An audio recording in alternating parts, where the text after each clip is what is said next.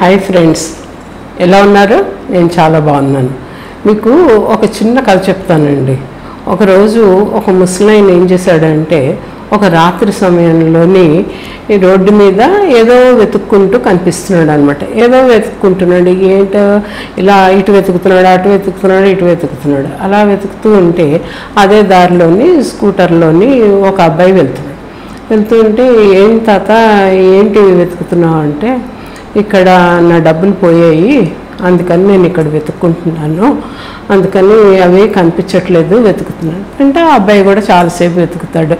చాలాసేపు వెతికిన తర్వాత ఆ అబ్బాయికి డౌట్ వస్తుంది, అసలు ఏంటి తాత ఇక్కడ వెతుకుతున్నావు, అసలు ఎక్కడ పోయాయి డబ్బులు అని అడుగుతాడు.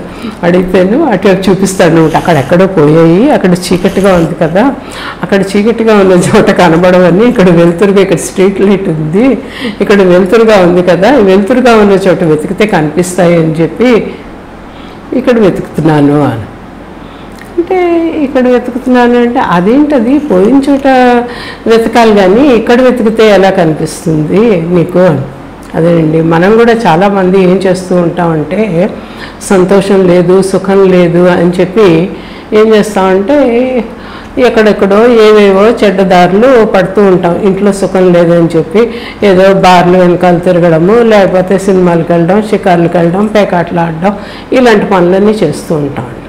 అది కాదు, మనకి ఎక్కడ పోయిందో అక్కడే వెతుక్కుంటూ ఉంటే బాగుంటుంది, అక్కడే వెతుక్కోవాలి.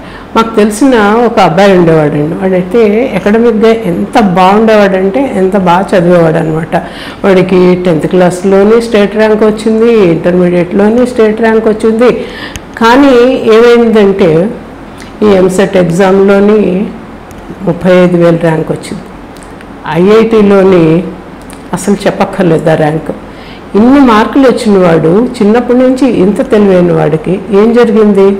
ఆ 3 గంటల్లో ఆ ఎగ్జామ్ రాసే 3 గంటల్లో ఏం జరుగుతుందో మనకు తెలియదు. ఆ 3 గంటల్లో ఏం జరగాలో అది జరిగినందువల్ల దేంట్లో సీట్.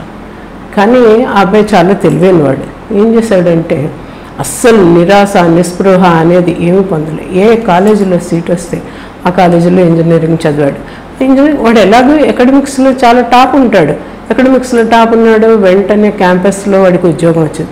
ఉద్యోగం వచ్చిన తర్వాత ఎంత ఉద్యోగం వచ్చిందని, ఎంత పెద్ద ఉద్యోగం అయినానండి, పైన వాళ్ళు ఉంటారు కదా, పైన మేనేజర్లు అవనండి, సమ్వాట్ ఎవరు పైన హయ్యర్ వాళ్ళు ఎవరైతే ఉంటారో వాళ్ళు కొంచెం హెరాసింగ్ అనేది చేస్తూ ఉంటారు. చేస్తూ ఉంటే వాడికి అనిపించింది, ఎందుకు ఈ హెరాస్మెంట్ నేను ఎందుకు భరించాలి, నేను ఇప్పుడు ఎంఎస్ చేస్తాను అన్నాడు.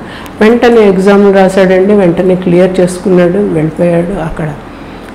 ఇప్పుడు ఆ అబ్బాయి ఎంత మంచి పొజిషన్లో ఉన్నాడంటే అంటే ఎక్కడ పోయిందో అక్కడ వెతుక్కోవడం అంటే ఇదేనండి. ఈ విధంగానే మనం కూడాను ఎక్కడైనా ఏదైనా పోతే అక్కడే వెతుక్కోవాలి తప్పించి వేరే చోట వెతికితే లాభం ఉండదు. అది మనందరం చేయాల్సింది. ఏమంటారు?